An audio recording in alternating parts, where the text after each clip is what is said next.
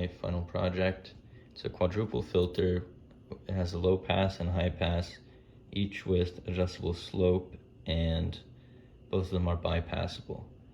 Additionally, the low pass section has a modulation portion that lets you modulate the corner frequency of one of the filters with a low frequency oscillator.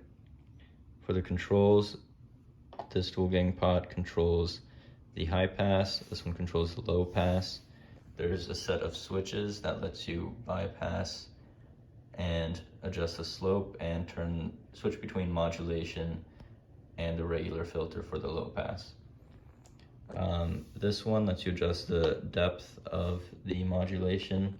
This one adjusts the modulation speed, and then finally this is just a mix pot that lets you adjust between the dry and the wet signal.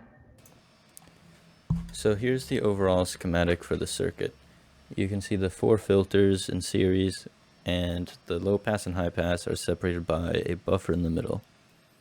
Additionally, there's the low frequency oscillator controlling the modulation in the bottom.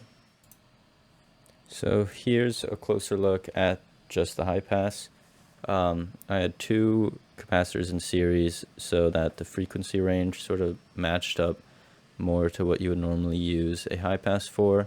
And there's the 2 switches that bypass this high pass section and switch the slope by adding the second high pass in series. The low pass shown here is pretty much the same as the high pass circuit. It just has a third switch added that lets you switch between the normal filter and the modulation portion. And within the modulation, I have a potentiometer in parallel with the photoresistor that lets you adjust the depth by changing the overall resistance. Finally, here's the oscillator that controls the modulation.